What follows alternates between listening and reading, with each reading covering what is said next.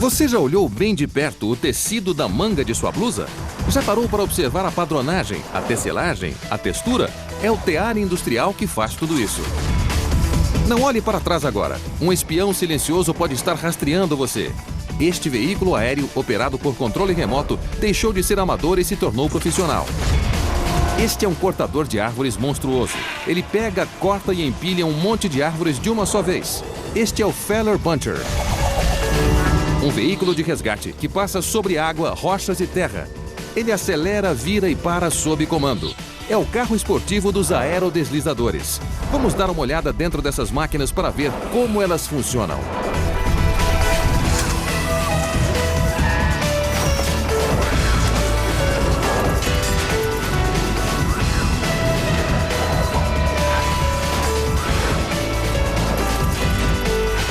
Tudo sobre máquinas. A tecelagem está presente na vida dos seres humanos desde o início da Idade da Pedra. Seu conceito básico ainda é o mesmo, mas a velocidade e a sofisticação são totalmente diferentes. Para fornecer roupas e lençóis para todos nós, precisamos produzir milhões de quilômetros de tecido todos os anos. E isto seria impossível sem o tear industrial. Em todo o mundo, máquinas de alta velocidade como estas nos arredores de Leeds, na Inglaterra, produzem tudo o que precisamos e queremos. Vamos ver como elas funcionam. Primeiro, o básico. Você precisa de 2 conjuntos de linhas. O primeiro é chamado de urdidura. São 2 conjuntos de fios esticados pelo comprimento. O segundo é chamado de trama. E ele passa alternadamente por cima e por baixo da urdidura. Cada vez que a trama passa, a urdidura se move e prende a trama. Assim, as linhas se tornam um pedaço de tecido. Para impedir que elas se soltem, um pente de tear ajusta todas as linhas. E o processo começa novamente. Para a produção em massa de uma grande variedade de tecidos, é necessário organizar milhares de linhas diferentes. Para isto, o tear precisa ser cuidadosamente controlado através desses dispositivos chamados liços. Cada um deles tem um buraco através do qual passam individualmente os fios. Isto faz com que a máquina tenha controle do movimento das linhas. Os liços ficam suspensos nos eixos do tear, localizados aqui. Quando um eixo é suspenso, os liços sobem, assim como as linhas ligadas a eles. Para criar padronagens simples, você precisa de poucas centenas de liços e 2 eixos que se movimentem juntos para cima e para baixo. Os teares industriais têm milhares de liços e até 24 eixos. Todos se movimentam de forma independente. O mecanismo é responsável pelo controle. Agora vamos ver como a velocidade funciona nesta máquina. Para fabricar quantidades imensas de tecido com custos viáveis, o tear precisa que a trama corra como um foguete pela urdidura. Os teares antigos usam uma lançadeira. Um carretel que desenrola a linha quando é movido manualmente para frente e para trás. A lançadeira é confiável, mas lenta, e precisa ser constantemente recarregada. Isto apresenta 2 desafios para os teares modernos. Como tecer a linha rapidamente sem uma lançadeira e carretel, e como minimizar a necessidade de recarregar. Estes são os floretes, o meio mais rápido de recarregar a lançadeira. Um florete pega um pedaço de linha, o empurra para o meio da urdidura e o leva até seu parceiro. Ele puxa a linha pelo resto do caminho, enquanto o primeiro volta para pegar outro fio. E como os carretéis não têm mais que ir para frente e para trás, os floretes puxam a linha através de bobinas. Isto faz com que as pausas para recarregar sejam mais esparsas, aumentando dramaticamente a produtividade dessas máquinas. No tear industrial, este processo ocorre mais de 1000 vezes por minuto.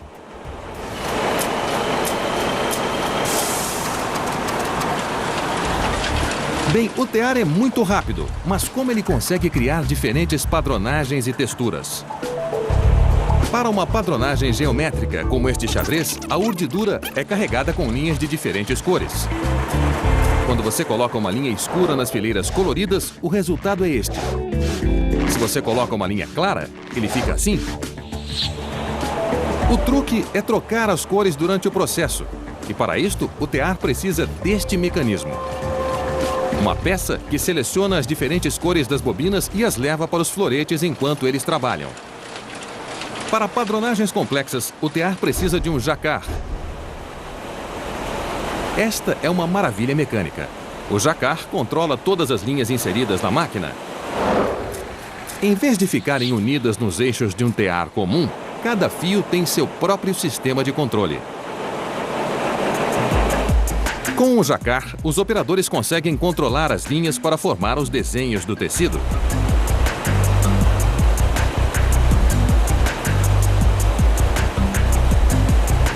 As instruções são enviadas para cada linha, enquanto elas fazem seus milhares de entrelaçamentos.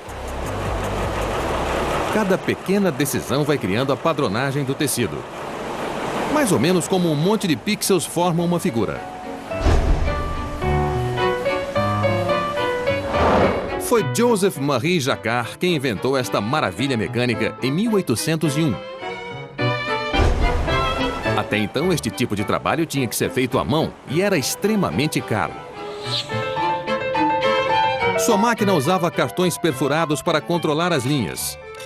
E alguns o consideram o primeiro computador já construído. É exatamente desta maneira que seus descendentes modernos ainda funcionam, mas eletronicamente. Desenhos e padronagens são programados nesta máquina e ela tece. Colocar as linhas em um tear de jacquard é tão trabalhoso que o processo normalmente é feito apenas uma vez. Quando chega a hora de trocar as cores, novas linhas são amarradas aos fios pré-existentes. Mesmo em um tear pequeno, com apenas poucos milhares de pontas, o processo pode levar dias.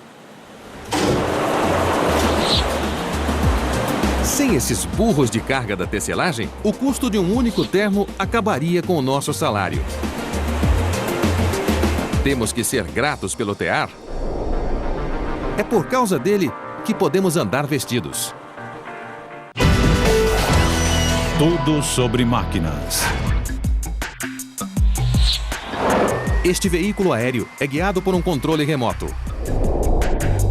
Ele é o Microdrone MD4-200. Máquinas como esta são usadas para fazer mapeamentos, inspecionar incêndios, fazer vigilâncias e auxiliar em buscas e resgates. Ele pesa pouco menos de meio quilo. E sua câmera de bordo é capaz de fazer registros a 150 metros de altura. Ela é como um olho no céu, que economiza dinheiro e salva vidas. Vamos ver como ele funciona. O MD4 voa com a ajuda de 4 rotores fixos em suas asas. Cada um deles é preso a um motor elétrico. Você liga, as pás giram e ele sobe. O desafio é manter o veículo super leve e muito silencioso voando e estável, enquanto transporta uma câmera de alta definição. E para evitar que ele se perca, o veículo deve ser programado para voltar sozinho e pousar com segurança quando sua força estiver acabando. Pequenos servomotores dão força de sustentação à máquina. Totalmente elétricos, os servomotores têm uma força mais que suficiente para fazer o MD4 voar. A plataforma de 4 rotores mantém sua base horizontal e estável para que as fotos possam ser tiradas.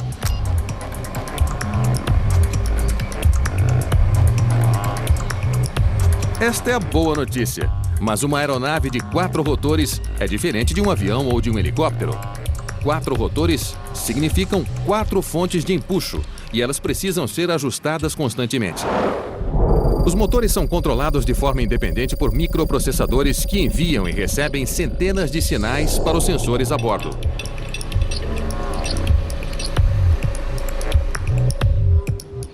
O operador fala com a máquina através de um controlador. Ele envia sinais de rádio FM que o MD4 converte em movimento.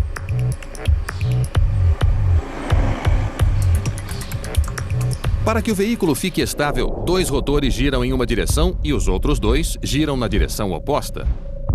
Os 2 conjuntos de rotores se cancelam mutuamente e mantêm a máquina parada. Se você diminuir a velocidade de um par de rotores, a força dos outros dois faz com que ele gire. Para voar reto, você tem que diminuir a velocidade de um rotor, que faz com que a ponta incline. Depois é só aumentar a força do rotor traseiro e ir em frente. O veículo recebe toda a sua força de uma pequena bateria recarregável de lítio. Ela é forte o suficiente para mantê-lo voando por 30 minutos. Se a bateria fica fraca durante um voo, os sensores dão ao veículo um plano de voo pré-programado para que ele possa pousar de modo seguro próximo ao operador, que coloca uma nova bateria na máquina e a envia novamente para o céu. E se o rádio do MD4 perder o contato, o GPS faz com que o veículo espere pelo operador. Se o sinal não voltar em 30 segundos, ele faz automaticamente um pouso de emergência. O GPS também permite que o usuário mude para o piloto automático quando quiser que a máquina faça uma rota pré-determinada.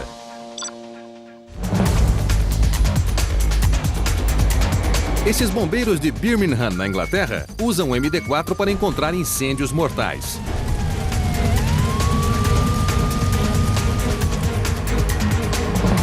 A polícia pode usá-lo para vigiar bandidos.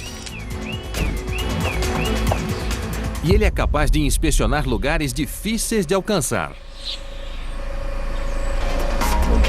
Ele voa em silêncio, com câmeras de última geração e tem uma plataforma estável para poder capturar as imagens. Graças ao projeto com 4 rotores que o mantém firme nos ares enquanto durarem suas baterias.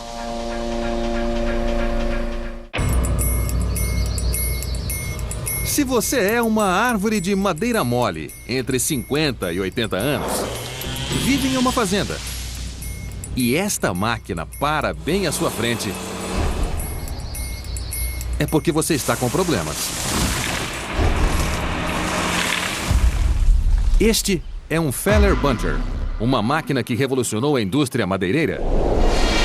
É bem provável que tenha cortado a madeira que construiu sua casa e produziu o jornal que você lê.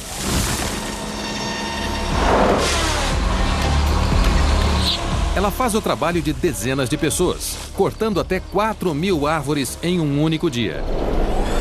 Uma dessas máquinas é capaz de limpar uma área equivalente a 100 campos de futebol em uma semana. Tudo com a ajuda deste controle.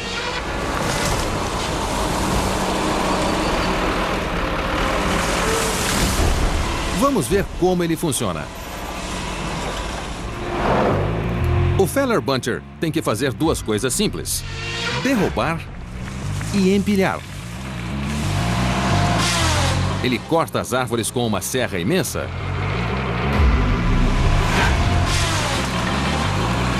Apanha as árvores com um braço longo e forte e as arruma no chão delicadamente. Primeiro, a lâmina. O Feller usa uma serra de disco circular de alta velocidade com entalhes que levam para longe as lascas de madeira e dentes que são mais grossos que o disco. Se o disco e os dentes fossem iguais, a pressão da árvore recairia sobre a lâmina e a máquina emperraria. Os dentes são feitos de carboneto, uma liga de metal super forte, o suficiente para rasgar mais de 50 centímetros de árvores cheias de resina.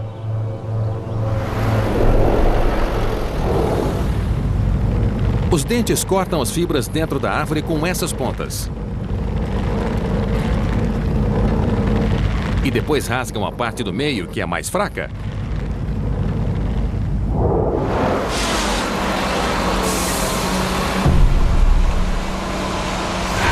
Quando a árvore é cortada, ela desliza para cima desta placa. Sem ela, as árvores cairiam sobre o disco e queimariam o motor.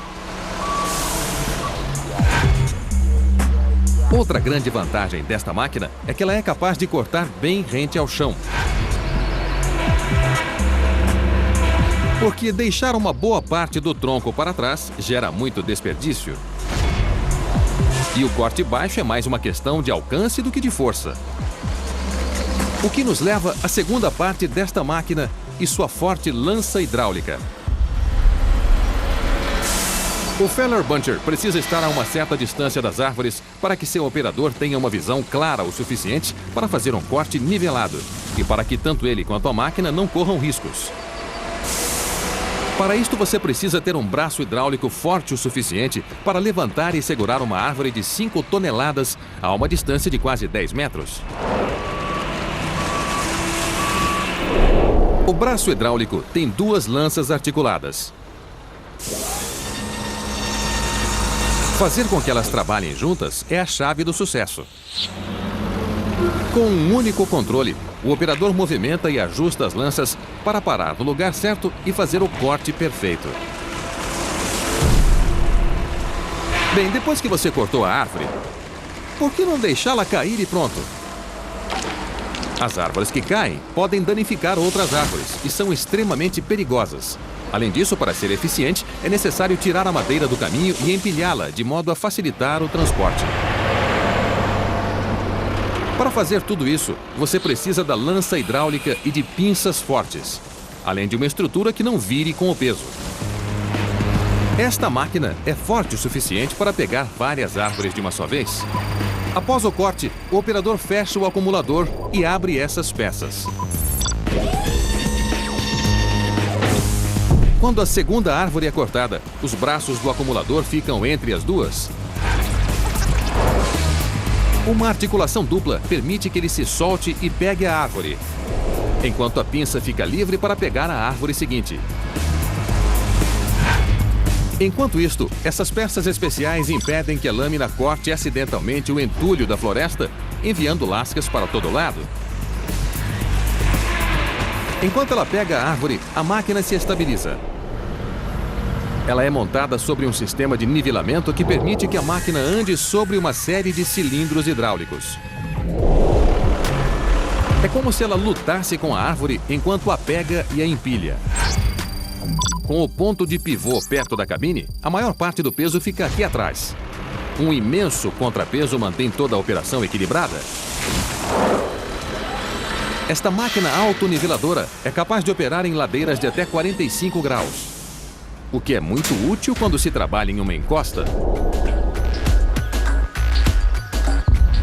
Seus trilhos a tornam capaz de andar sem danificar o solo da floresta. E desse modo elas podem ser reflorestadas. As 35 toneladas da máquina são distribuídas de modo uniforme em 6,5 metros quadrados.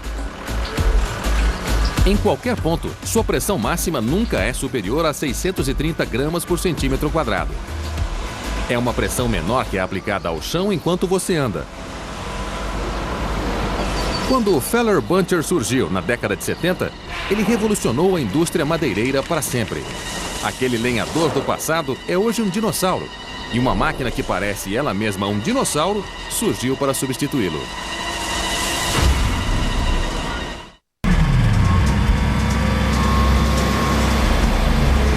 Passar sobre rochas, rios e terra sem nenhum problema. É isto que os aerodeslizadores fazem. O Hovertech Rescue Craft é um veículo de emergência que trabalha nas violentas águas do Vale Fraser, no Canadá.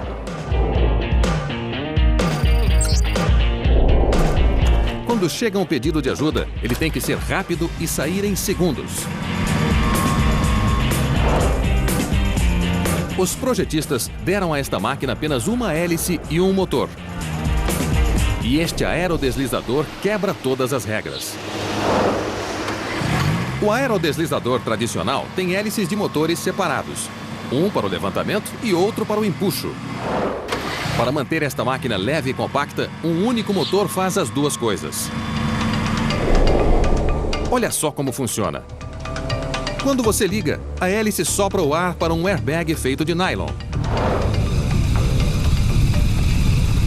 A pressão do ar se acumula a um ponto que precisa escapar. E a única saída é empurrar tudo para cima e sair pelos bolsões criados pelos airbags. Você sobe e flutua sobre um colchão de ar. Mas é impossível ir para frente apenas com a sustentação.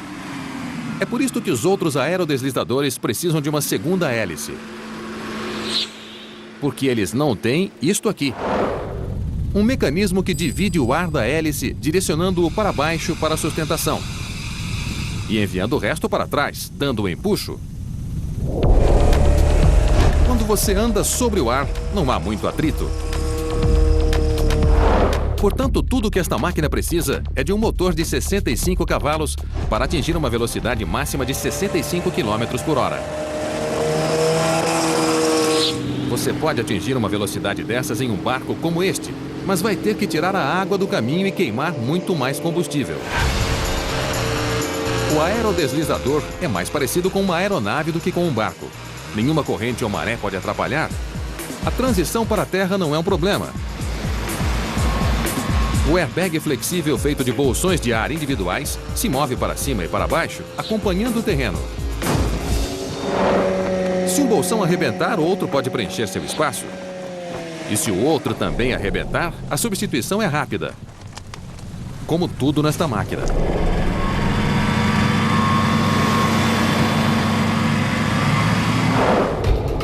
A direção da máquina está ligada ao leme. Ultrapassar obstáculos não é um problema. E isto permite que o operador do aerodeslizador atenda rapidamente uma emergência. Mas e se ele precisar ficar simplesmente parado? Um aerodeslizador tradicional é capaz de desligar a hélice que dá o empuxo e pairar sobre a hélice de sustentação. Mas nesta máquina aqui é mais complicado. Se você desligar a hélice em alta velocidade, vai perder empuxo, força de sustentação e vai acabar se esborrachando na água. Olha só o que eles fizeram com uma ideia emprestada dos reversores de empuxo dos caças. Essas peças giram com ar expelido e o redirecionam para frente. O empuxo é revertido. Assim não há perda de sustentação, nem de controle. As peças permitem um controle preciso quando um alvo se aproxima. Quando ele chega no lugar, desligar a hélice deixa a plataforma mais próxima da água. Uma espuma de alta densidade o mantém flutuando, enquanto esticar embarca. Quando chega a hora de ir embora, é só ajustar as peças para equilibrar o empuxo enquanto a hélice gira com força total. Depois é só girar as peças e ir em frente.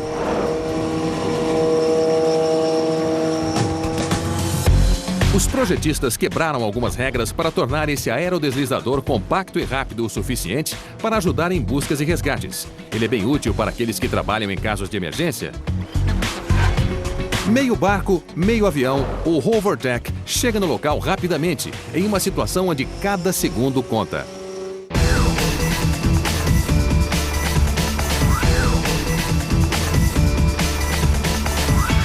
Versão brasileira DPN Santos.